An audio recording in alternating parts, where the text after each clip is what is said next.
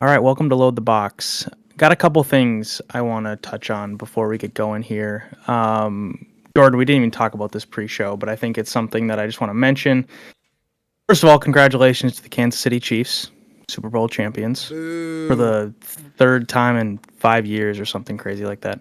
But I also just want to mention, most of you have probably heard that there was a shooting at the parade in Kansas City yesterday. Um, the investigation is still underway. I believe there are 3 potential suspects in custody. There has been one woman shot and killed. Her name was Lisa Lopez Galvin. She was a mother of 2, a DJ in Kansas City. And also there were, at least the last time I checked, an estimated 22 victims that were injured. 11 of them being under 16. The youngest of them was 6 years old. 7 of those children have been released from the hospital.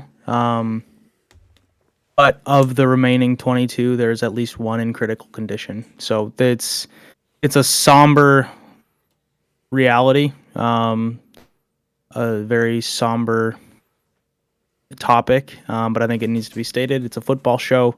It happened at a football event. We don't need to get into it. I don't think that's the place for this show, but I just wanted to acknowledge the events that happened because I think it's very important that we start there. Yeah, I want to chime in super quick, and I don't like you said. It's I think we have a fun show tonight. But obviously we do have to start with this. I hate that in the politics world, it has become a joke of like sending thoughts and prayers because I am a Christian man and I'm not going to get into religion and everything and that on this show, but I do think there's power in that, and I do think that's a powerful thing to say. So I can say, I think this show obviously is sending good vibes, prayers, whatever you want to call it, to all the victims and to all the families, and really, really unfortunate. I mean, and uncalled for, and it should have been a day where Kansas City fans just get to brag about their team, and the rest of the NFL gets to, give them the side eye and talk about how annoying Travis Kelce is. And instead, we have to have adult conversations, and football's supposed to be a distraction. And so for, the real world to collide so violently with the game is really, really sucky, I think is the best way to say it. Absolutely. Yeah, and as fathers, I think both Jordan and I can relate to the fear that comes into, at least, into my mind as I'm thinking about this and thinking about what if that was my child. So anyway, that's where we'll leave that. But we are Kansas City. The spot of said tragedy was also the spot of the NFL draft a couple of years ago, or maybe that was last year. Was it just last year? It was last year. I think so, yeah. Out at Union Station, their big train depot down there, and it was a very raucous occasion, an outdoor event, which was neat. Brings us to the 2024 NFL Draft, which is going to be in Detroit, of all places. However, regardless of location, the Vikings have lots of needs, and a lot of them lie on the defense, Jordan. I think we can probably both agree there. I compiled a list of, other than quarterback, I should probably make a disclaimer there. We're not talking about QBs tonight. We've talked enough about QBs over the last few weeks. We will talk more about QBs when the Kirk Cousins situation becomes clear, but for now, we're going to take a little step away from the quarterbacks and talk about some other positions of need for the Vikings. This is a surprise to me. I came ready to talk about Kirk Cousins and his contract. No new information is broken, but I'm completely unprepared for this. You're calling an audible, as they say. No, obviously we were ready for this. Yeah, I agree with what you're saying. Defense is, I think, needed to be addressed in the draft in a major way.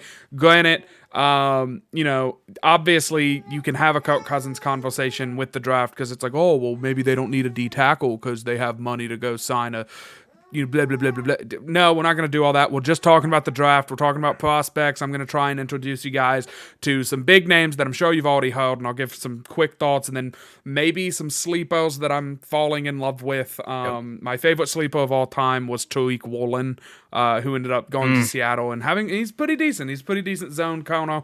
He had that famous play where he manned up Tom Brady and got an interception when they tried to throw it to Tom Brady. So Tariq Woolen's a pretty good player, and he's a guy who I was really high on. And there's been a few over the years, but I'm really looking forward. Tonight we're going to focus on the D line, and I love meat in the middle, just big guys. Absolutely, I'm hyped. I think I wanted to start there first of all because the interior, the defensive line for the Vikings, it is an area of need. All they have on the books for 2024 in that regard is Dean Lowry, Harrison Phillips, and Jaquelin Roy. Not very many folks in the middle of that line, so you're going to have to beef it through the draft, some free agency, some trades, a lot. So there's going to have to be a lot of folks brought in between now and training camp. No better place to start than the draft. I think to your point, Jordan, yes, free agents, it'd be great to sign a big name free agent. But we also have to realize that teams that can have sustained, continued success are teams that draft well. And so you start there, you start with your draft picks. If you hit on the draft, then it sort of gives you more of a freedom to go dip into the pot to get some big name free agents. So, Jordan, let's start there. Interior defensive line, defensive tackle, whatever you want to call it. Who is the top of your board, names that you could realistically see the Vikings getting based on their draft positions? Yeah, so I want to start with someone by the name of Tavondre Sweat. He plays for Texas. He is a defensive tackle, and he goes by the nickname Loaf, which is short for meatloaf, because he is 6'4".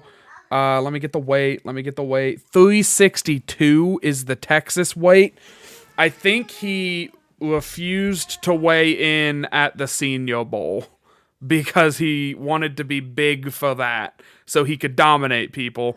And then, so now he is like a high school or collegiate wrestler. He's shedding weight so he can weigh in at a healthy weight at the combine, and then do all of the speed and agility drills at a higher level.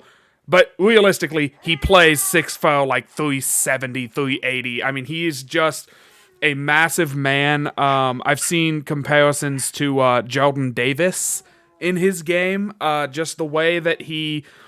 Look, I'm going to be blunt. He is not a pass rusher. He is a defensive lineman that you are bringing in, and you are telling him to make a meal out of the interior offensive line and have the tackles for a sweet treat afterwards. He's just a big dude who's going to eat bodies, let pace, and whether it's Hicks, another rookie linebacker, or it's Brian Asamoah, whoever the other line, let your linebackers get in, make plays, maybe some Josh Metellus getting in, making plays. He's going to take care of those guards. He's not going to let those offensive linemen get to the second level to get blocks.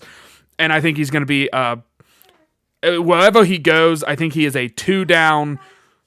You're basically daring the offense to run the ball up the middle, and if they do, he's going to shut that down very quickly. So he is my number one.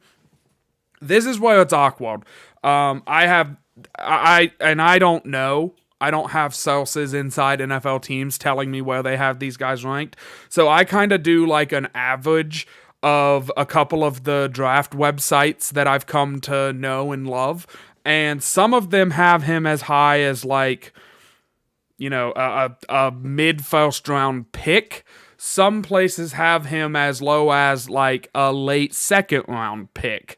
So ideally, I would love to see us get Tavondre Sweat with our second round pick.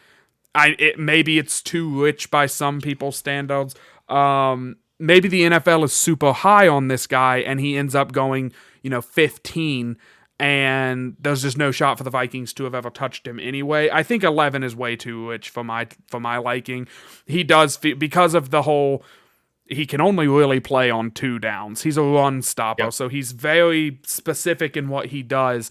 And I wouldn't expect him to shed a bunch of weight and become John Randall or anything like that, because that's just not what you're getting. You're getting like a fat Pat Williams, where it's stand there, kind of a Linval Joseph for the younger fans, like be there, stop the run, eat guys up. You're not going to get a lot of recognition, but your PFF grade's going to be super duper high. And because of that, because of the niche that he fits, I think a second round pick is perfect. I think he immediately benefits the defense. And yeah, Tavondre Sweat, remember the name. Do you feel, with his profile, how much of variance do you see in his potential outcomes? Do you see him as boom bust potential, or do you think, he sort of is what he is? He's this big body. He's going to swallow people up. He's going to stop the run. And his ceiling isn't necessarily, his ceiling's not Chris Jones, but he's not going to just be a flame out guy. Like where do you sit with him? I think his ceiling, like his boom potential, would be a guy like Christian Wilkins before this season. This season, Christian Wilkins decided, hey, it's kind of cool to rush the passer. I'm going to do that at a super high level. And so he really stepped up, and of course it's a contract deal, so of course he stepped up. But I think Sweat comes in, and I think the flow for him is he's going to be good at stopping the run. I don't think that there was God built him to be good at stopping the run. Like, he was crafted in a lab to be a run stuffer. I just don't think he can ever, with how big he is, I don't think he can get to that, like you said, that Chris Jones, Justin Madubuike, Aaron Donald, these elite of the elite defensive tackles that play every down and dominate games. I don't think Sweat can take over games that way, because he would have to lose weight. He'd have to get in better shape to be that kind of player. And when you do that, now you're kind of saying, okay, well, throw everything we know about him out the window. We want him to fit this mold, instead of just saying this is what he can do. Let's let him do it at a high level. And so I wouldn't want to sacrifice the size, the strength, the meat, for lack of a better term. I wouldn't want to sacrifice that because maybe we could get a Chris Jones out of it. That feels like too much of a risk. And he's never played that way. He's never been a Chris Jones. He's always been loaf. He's always been the biggest guy on the field, and he'll come into the NFL being one of the biggest guys on the field, because again, 6'4", 362, and that's not accurate. He's like 380, man. I mean, that's a lot of defensive tackle right there. So Sweat's my number one. So I want to ask you a little bit about another Texas guy. I don't know if you have him on your list. Byron Murphy II. It is not Byron Murphy Jr., folks. I think it'd be hilarious if the Vikings drafted him and had two folks named Byron Murphy and were the second generation of that name. That would be hilarious. How do you feel about him? Some places have him higher than Sweat. Yes. Also from Texas. So I have... Let me think of how I want to phrase this. I like Sweat. I almost started talking about Sweat again. I like Murphy Jr. I do think that he has a higher, he has a higher ceiling, but he's also, I feel, could easily become just a guy, if that makes sense. He doesn't seem to me like this can't miss top 5, draft him and you now have Chris Jones, Aaron Donald, the elite defensive tackles. To me, he seems closer to, the ceiling is he could be a good, get off the block and make a tackle in the backfield, go rush the quarterback. He can do it all. But I just don't see I don't want to say consistency, but I don't see the consistency to make me think that it's a can't miss. And that's why I was going to talk about Byron Murphy. He's kind of he was going to be my third or fourth guy, because I don't want to see the Vikings go get a big pass rusher. I want them to get a run stuffer, because I think that's one of the areas where this team really does need to improve. We need to stop having to, have 7-8 guys in the box. The box is loaded. Welcome to the show. I think they need to get away from that, so that way they can play a little bit more coverage. And while if Byron Murphy II hits, yes, he would bring pass rush, which would then let you, not have to load the box so much and not have to blitz so much. I feel that he would get lost in the run game a little bit. Yeah. And he's another guy who, and it's funny you brought him up, he scares me because there is that variance where some people are like, this guy's going in the top, near the top 10. There are other people saying, yeah, this guy's like a fringe day, like this guy's like a fringe second, third round pick. And so, again, it's just consistency. There's a lack of consistency, and that's concerning to me. Let's rapid fire a few more DTs, maybe a sentence or two on each, and kind of what your thoughts are, draft position, etc. All right, so I want to get into a guy who is being mocked to the Vikings quite a bit. It seems like the steam is cooling down a little bit. And this is, the broadcast called him Johnny, but everyone I hear talk about him calls him Jozan. But Jozan Newton out of Illinois is someone who I think similar. He's a little bit smaller than Byron Murphy II. But Jozan Newton, I think the consistency is there, and he really is. I think he could be, I like him more than Byron Murphy II. I think Jozan Newton has the ceiling. He comes in, he's going to be a good pass rusher. He's going to be good in the run game. He was on a bad Illinois team, and he still gave, other Big Ten teams fits when they would play, and that's really when he's getting double and triple teamed on almost every play, because he's not the only good, it's Illinois, it's a Big Ten school, they have guys, but Jozan Newton was really the only guy who was like, hey, this, he's jumping off film. He had 7.5 sacks this season. He forced a fumble. I think that he did what Byron Murphy II did at a higher level and a little bit more, not a higher level, they were about the same, but he did it more consistently, which is why he stands out to me as like, yeah, this guy, if the Vikings went with him at 11, I would be like, okay, I get it. I completely get it. They're trying to get that Chris Jones, Justin Matabuike, Aaron Donald. Those are the names that I'm going to keep throwing out because that's the elite of the elite at the defensive tackle position. Another guy I want to bring up very quickly, let me get my notes here. Jordan Jefferson, who I think is just hilarious, also went to LSU. We could have another JJ Jefferson out of Louisiana State. He is kind of a tweener. He's in between, Sweat and Newton and Murphy. He's 6'2". He's 323 pounds. I think he plays a little bit heavier than that. And he's a guy who really comes in and could be a nose tackle. I don't think he did it. He's not going to do it like Sweat does it, but I do think he's a guy who's going to obviously be like an early day 3 pick, I think.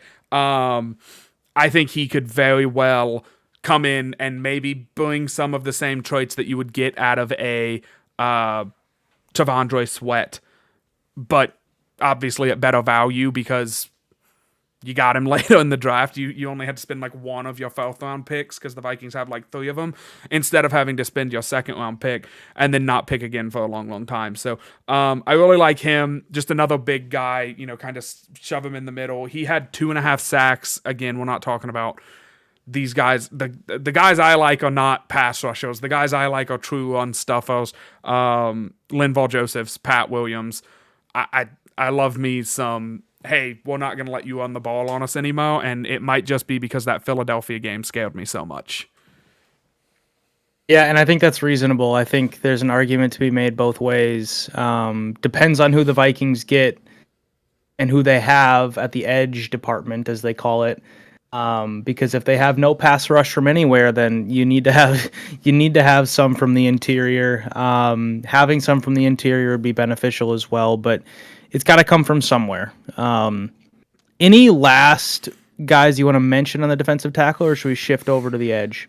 There are some guys who, if you are like if you listen to this show and no other shows and you are checked out from football, 1, thank you for being here, but 2, just some names you should know are guys like Mekhi Wingo. He's probably going to be a late first, early second round pick. He is, again, he's the smaller defensive tackle. that is going to be more of, kind of like a Harrison Phillips. I think he's going to be okay. All of these guys, I see how they could, I see the path to them becoming good. But Mekhi Wingo's a guy who I think I want to shout out. Also, Michael Hall Jr. out of Ohio State is a guy who he's probably going to be like a day 3 pick. And I like what Ohio State's defense did overall. He's a little bit smaller than any of the guys that I've mentioned, but he didn't really have the pass rush. So he's a guy who comes in. He is a pretty solid athlete, I think. So he's a guy who comes in. He's not this massive, meatloaf in the middle of the line.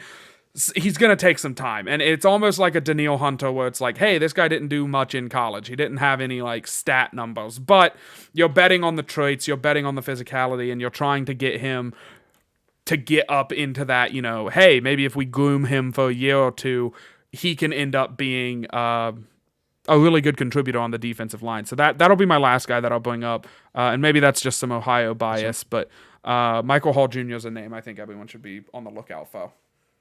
Awesome. Last thing I'll say on the defensive tackles, you mentioned Jordan Jefferson. Not only would it be funny if the Vikings had another Jefferson on their team, but Justin Jefferson's brother, whose name is Jordan, yes, played quarterback for LSU about 15 years ago. So not only is he the same name as the other LSU player, but his brother is on the Vikings. So a lot of crossover there. Let's move over to the defensive edge position, defensive end, depending on the defensive alignment that you run. But the Vikings run a 3-4.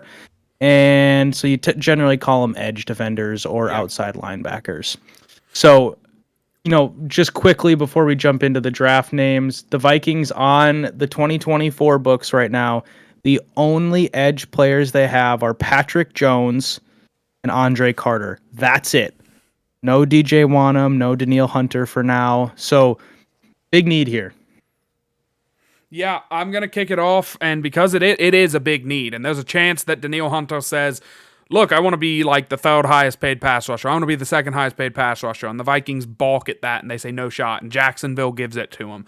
There's a chance Danielle Hunter doesn't come back. If Danielle Hunter doesn't come back, man, oh man. And this is a Kwesi Adofo-Mensah special. Laiatu Latu out of UCLA is the best player in this draft. I lied. Malvin Harrison Jr. is the best player in this draft. And then it's Laiatu Latu. He's so good. He's so refined as a pass rusher. He is strong. He is violent. He's precise. And he's like, take all the best traits of any boxer. Like, he has the precision of Mayweather and the strength of Tyson. And he has all these things. His one problem, he had to medically retire from football due to a neck injury, and then he came back like Daniel Bryan at WrestleMania 30. Shout out to my WWE fans that listen to the show. But he medically retires, he comes back, is dominant. I mean, I think he is just an elite player. He had 13 sacks at UCLA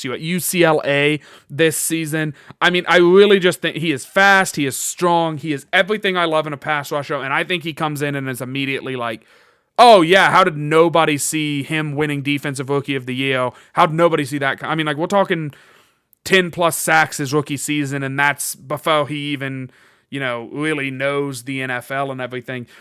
I just love him so much. And we're not talking about quarterbacks tonight, but that's obviously, like, the elephant in the room is, hey, you can't have him and Jaden Daniels. You can't have them both, and I hate that because I want them both because Laiatu Latu is just so good. I'll stand on my soapbox one last time for him and say that he's the best pass rusher in this class, without question.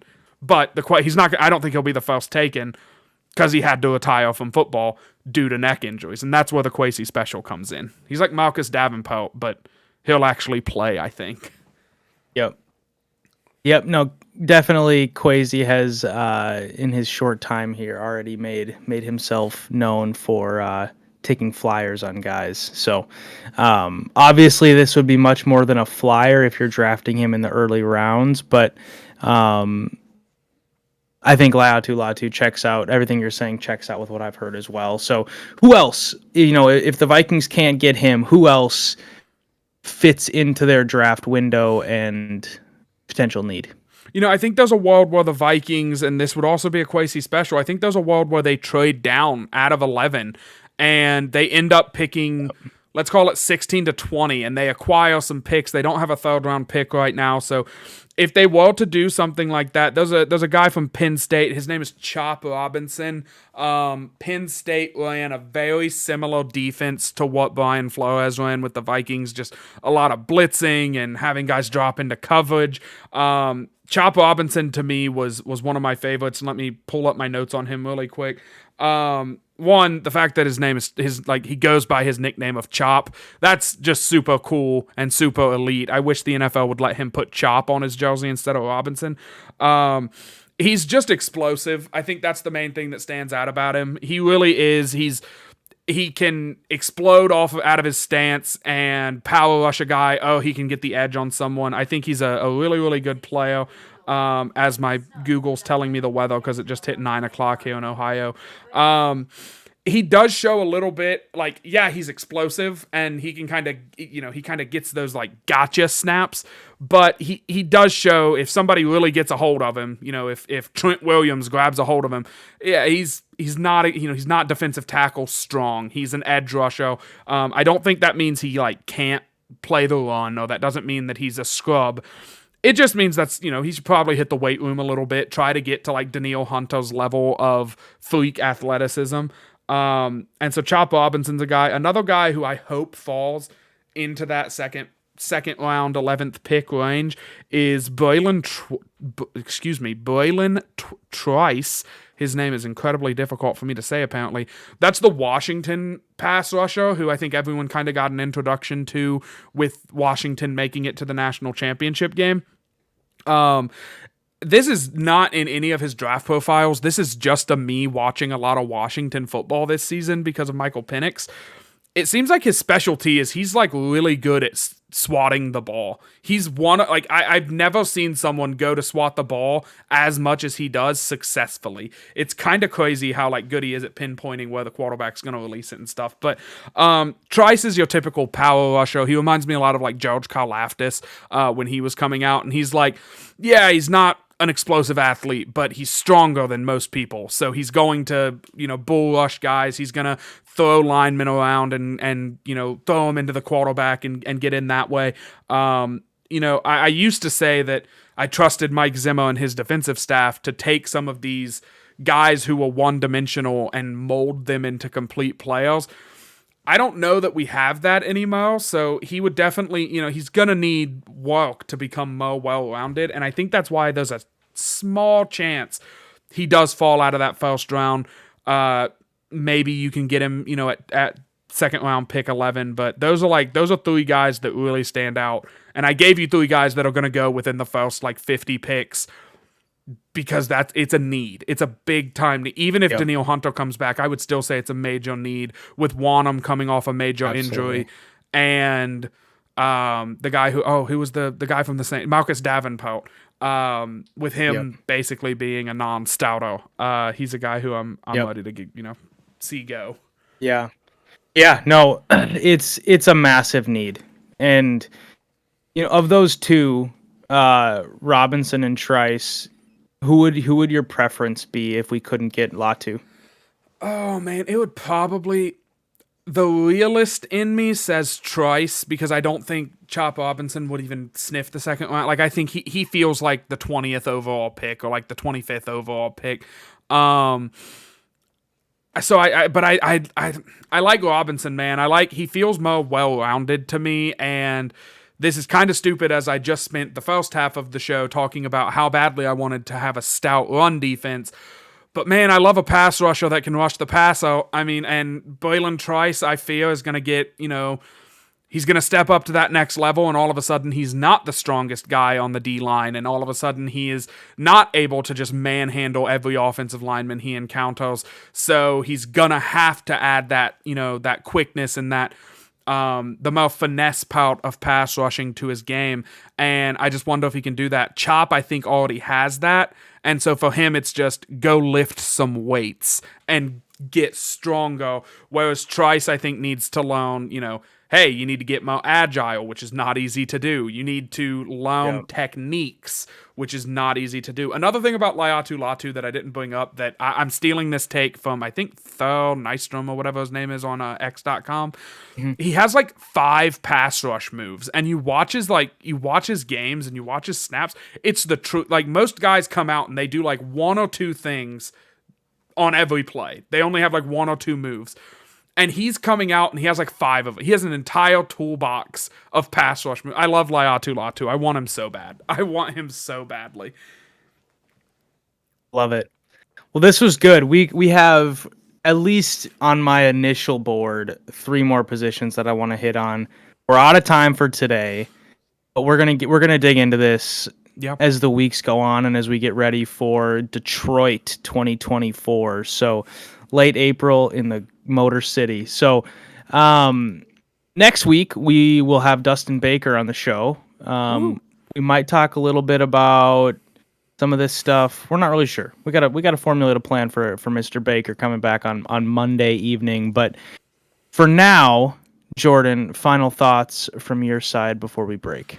Yeah, my final thoughts, and I'm gonna cheat a little bit because I would feel Miles if I didn't bring up a guy. Nelson Cezo is an edge rusher out of Houston who is like Diet Chop Robinson. Everything I just said about Chop Robinson, just like 3 points lower, you know, like he's just like a diet version. So I wanted to shout him out because he is somebody that I like. But yeah, man, my final thoughts are just gonna be, this is a tough time to be a football fan, it feels, because you either like love the draft or you don't really care. Like, you'll watch it and, you know, you'll see who the next guy's going to be, but you'll really, like, you're going to the driving range if the weather's getting nice for some people, and, you know, you're practicing on that golf game, you're reading about your baseball team, you're getting into the NBA. So I know this is a tough time. We appreciate you guys sticking through here. We're trying to, you know, I just like to inform people of some of these players. I love the draft personally.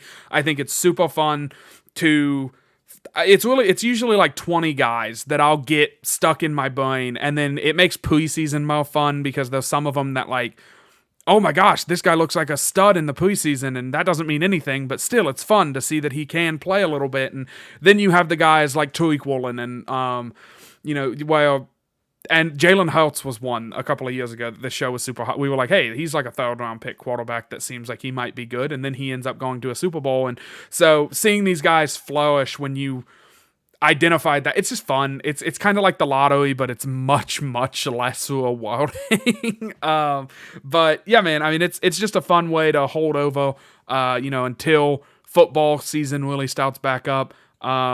And I hope you guys tune in for the weeks to come, because like Will said, we have a lot of positions to go into. The Vikings have a lot of needs.